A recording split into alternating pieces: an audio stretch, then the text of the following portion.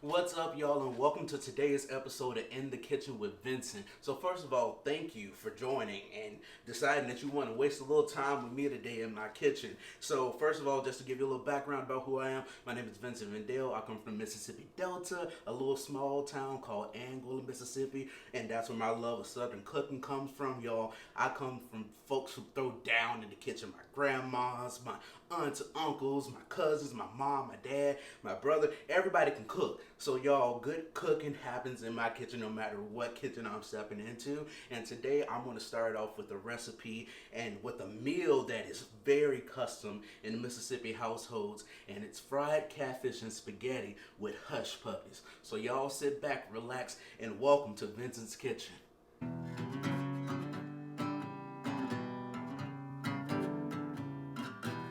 Alright folks, so let's get started on those hush puppies. So I'm going to take my nice Temptation bowl that my mother bought me years ago. Yo, I love Temptation dishware because it lasts for so long, and then it just makes for good, like, looking house china, you know what I mean? But with my hush puppies, I'm going to start. So I didn't have any regular cornmeal, so I'm going to take some self-rising cornmeal today. And I'm going to add about half a cup or a cup or so. Let's see, I added more like a cup of that good old cornmeal. And with it being self-rising, we're gonna get a whole lot more hush puppies than we than I'm probably planning on, because I'm not cooking for a whole lot of people today. So yeah, so now we got that cornmeal, and however much cornmeal that you put into your batter, I put about a cup. I'm gonna put about a half a cup of flour. You don't want your hush puppies to be too cake-like, but you do want them to have a nice consistency. You don't want them to just be completely crumbly. So I'm going to mix that up in there real good. All right. And then for me, I'm going to take some pink Himalayan sea salt. The pink Himalayan salt, it adds that saltiness without you having to add too much salt. And I'm going to add probably about a half a tablespoon to that. We got some onion powder we're going to add to that as well. Got to make sure, and I see it until my ancestors telling me to stop. So if you're looking for measurements, this ain't the place. But I will tell you about my guesstimations. But I will guesstimate that we put about a half of I would say we put about a half of a teaspoon of onion powder in there. Then we're going to get some black pepper. Now black pepper, that's going to be to your own discernment. I ain't going to judge you too much about how much black pepper. Just don't have nobody choking on those hush puppies. And then I'm going to add some parsley flakes, because everybody likes to see that green. It just is a nice little bit of color when you bite into that hush puppy and see that parsley. Alright, now to your wet mix, you're going to add some of that minced up some of that minced up onion that you're going to cut. And I cut up some sweet onion. Mix that into your wet mix. We're going to take some of that sweet corn that I already drained and drained the juice off of, and we're going to add about a fourth a cup of that to your mix. And then we're going to take some of this minced garlic, and I'm going to add about a fourth of a tablespoon of this minced garlic down into this mix, and we're going to give it a good little mix. Alrighty, and let me grab one egg and some milk. Okay, now that I got that egg and milk, I'm going to take one egg, crack it, get it in there, and we're going to toss that. And then I'm going to add about a half of a cup of milk to get started to the mix. And then I'm going to give it a mix. And make sure you beat that egg down good. Make sure all of your ingredients are good mixed in. Wow, it already starts to take on such a pretty color. And you already know that these hush puppies are going to be so good when they come out that hot grease, man. Love it. All right, now that we got our hush puppies away in the refrigerator chilling, we're going to take I got about a 1.5 pounds of catfish that I freshly caught this weekend. So we got some freshly caught catfish. I've washed it, rinsed it down, gave it a lemon scrub like it's clean, y'all. And that's why it's wrapped in the saran wrap. And I like to do a nice little marinade slash put a coating on my catfish before it goes to the fryer. One, because I know a lot of people say that they don't like catfish because of the muddy bottom feeder taste that it has. And this lemon juice and mustard mix that I make for the catfish helps get rid of some of that gamey taste, especially if you're catching wild caught catfish and not farm raised. So check this out. Alrighty, so in a bowl, you're going to add your catfish. So I'm actually going to use just a little Tupperware container with a top. It's something easy for me to shake and mix in without really having to get my hands all nasty and up in that catfish. But I also did pat this catfish dry before I put it in the refrigerator to chill. So we got some dried catfish fillets.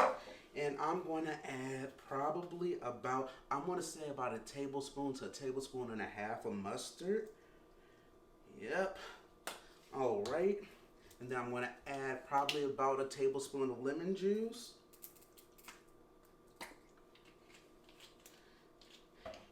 And then I'm going to lightly season this with Tony's Creole seasoning. So I don't want to use too much because with the catfish, it's already going to go in some amazing fish fry, which I'm going to show you later. But I want to lightly season it with Tony's just to give it a little something to let you know that it's there. You want to taste it. You want to taste it. All right. So we're going to take that and we're going to give it a little shake. Now, what I'm going to also add right before I actually deep fry it, I'm going to add some Louisiana hot sauce before I put it in the fry mix. But we're going to get to that point once we get closer to the frying stage. But this is just for the meantime while you let it marinate, while you're getting your spaghetti together. I can't speak. But while you're getting your spaghetti together, you let your catfish marinate in this mustard and lemon juice seasoning mix. All right, I'm going to put this in the fridge and then we're going to get that spaghetti going. Alright, y'all, now the last thing we gotta get ready is this Memphis Style BBQ Spaghetti. Now this is in tribute, in honor of my Aunt Crystal. My Aunt Crystal used to make this bomb barbecue spaghetti for family events, and I used to love it. Like when I tell you I used to love it, one time she made me a whole pan just for myself, and I took the whole thing home to Memphis with me, and I ate it all. So I'm gonna call it my Memphis Style BBQ Spaghetti, and Aunt Crystal, this one's for you.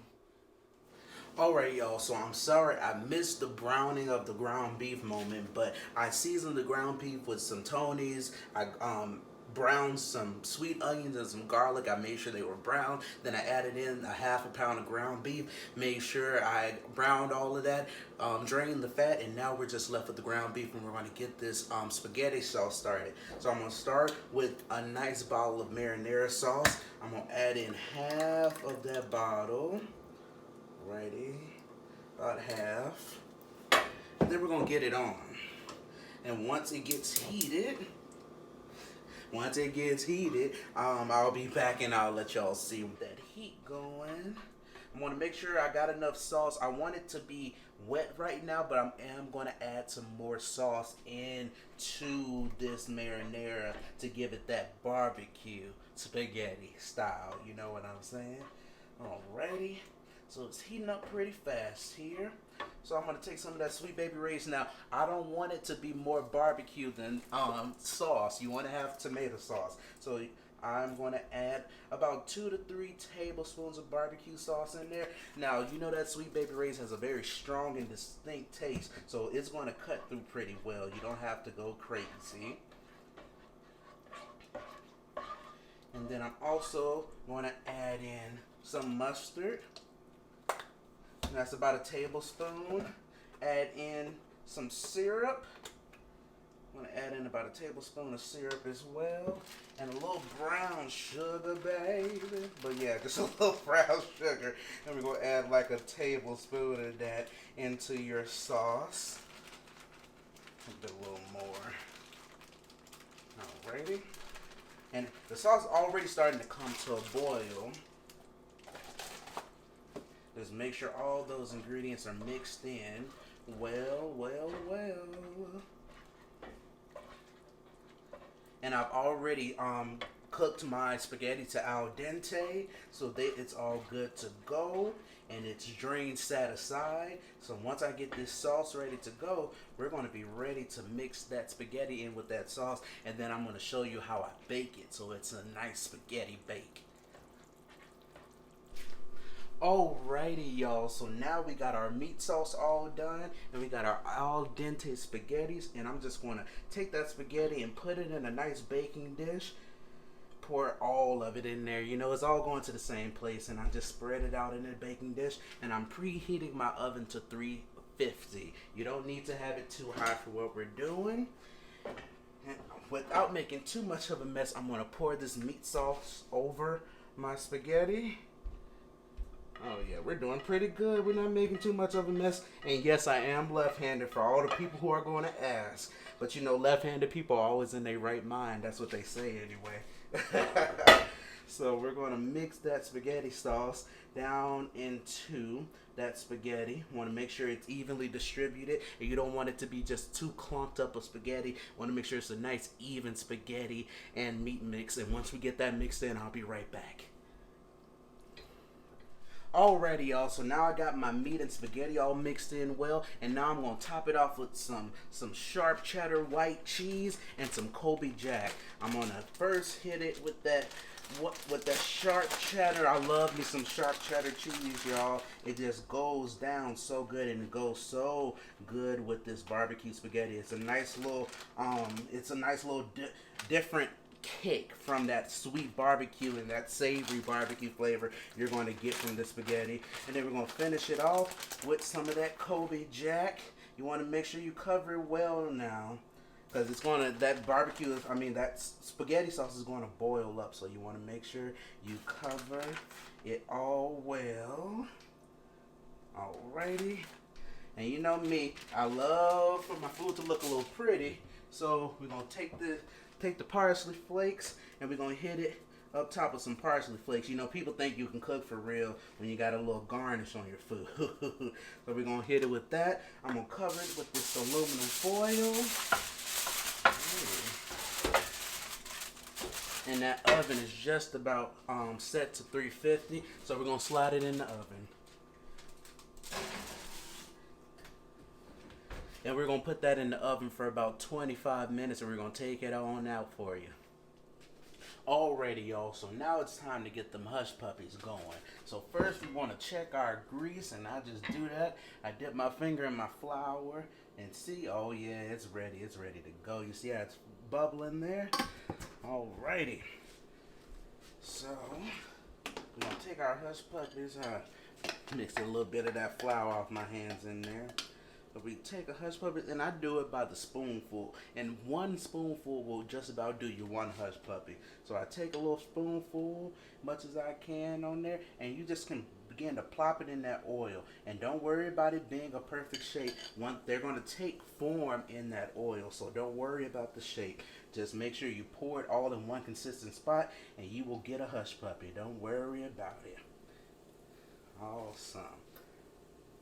And I'm gonna make sure they all have room. I'm not gonna overcrowd the skillet at the time. But you see, it's starting to take on shape already.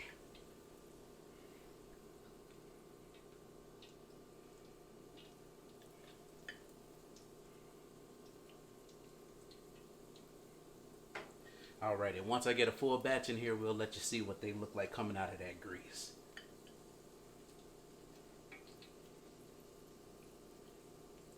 Now, y'all, once you get to a point to where all your hush puppies are floating like this, you want to make sure you start to give them a flip so that they can get a nice consistent, and you see some of them aren't done all the way in the middle, but some of them who are ready, you can give a flip so you can make sure you're getting a nice consistent brown color all the way around your hush puppies.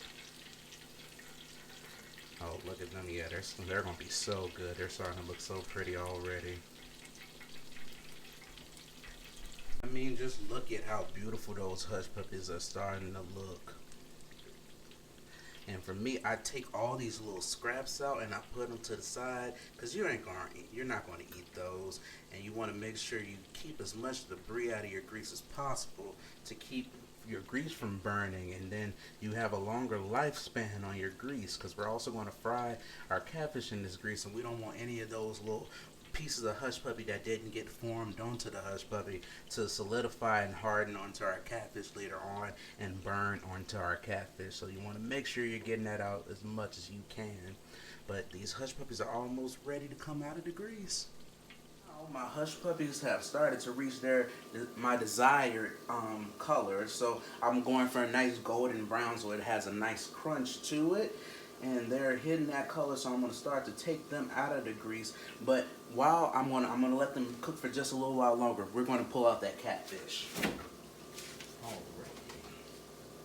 So, you remember I told you before we actually fried that catfish, we were going to hit it with some Louisiana hot sauce before it went in that grease. So we're going to go ahead and take that mustard catfish that's been marinated, and we're going to hit it with some Louisiana hot sauce. Now do this to your preference, as hot as or as little or as much spice as you want, but I added just until I felt it was right, and then we're going to give it one last mix. Yeah, awesome. Awesome. We're going to sit that catfish right here for the time being, and we're going to take our hush puppies out.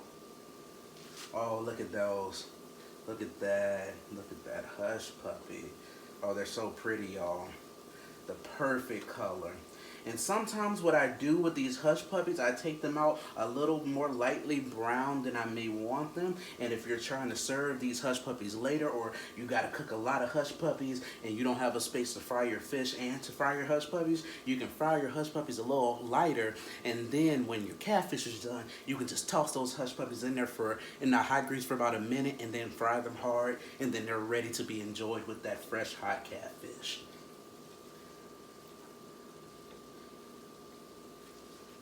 And once we get all these out, we'll be back. Alrighty, y'all. So now my hush puppies are all done. My catfish is ready to go in the fryer, and I just grabbed some of my favorite Louisiana fish fry. Y'all, you can't go wrong with some Louisiana fish fry. And I filled like 2 bags of Louisiana fish fry in this little Tupperware. And what I'm going to do, I'm going to take this Tupperware with my nice seasoned marinated catfish, and I'm going to put those catfish fillets in there, and I'm going to shake them up in that batter. Let me show you.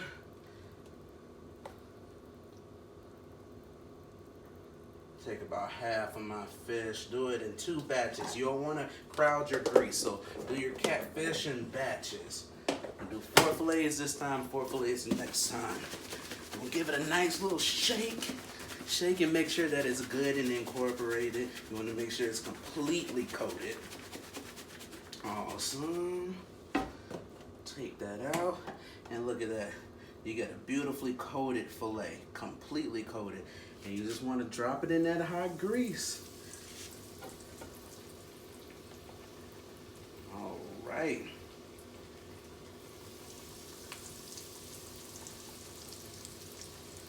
And the one thing I like about that mustard marinade, it helps give your catfish, if you're anything like me and you like your catfish fried hard, it allows you to get a nice thick coat and a nice crunch in your catfish. So I'm going to let that catfish fry for about between 3 to 8 minutes. My grease is kind of hot right now, so I have to really watch it, but I turn that grease down a little bit, so when the grease is normal where I want it, which is about medium heat, I'll cook it for about 8 minutes so that it's fried hard. But catfish will normally be done in about 3 to 5 minutes, but you gotta, if you want it fried hard, you need to keep it in there a little longer. So we'll be back when that catfish is about ready to come out that grease. Alrighty, y'all, I reckon we done gave this catfish enough time, so we're gonna get this first batch of fillets out of the grease. Step as a washboard, that's how you want it. Look at that pretty catfish. Oh man. Said we eating good tonight. Alrighty, folks, and just like that, you got your Mississippi fish fry with Hush Puppies and Auntie Crystal's Memphis Style BBQ Spaghetti. And you gotta have some white bread, some Louisiana hot sauce, and some ketchup, maybe even a cold beer or a cold drink on the side. So y'all enjoy. I'm about to get me a plate, but I hope that you make you some as well. And thank you for coming to Vincent's Kitchen, and I hope you stick around for much longer. Let me go get me a plate. I'm hungry, y'all.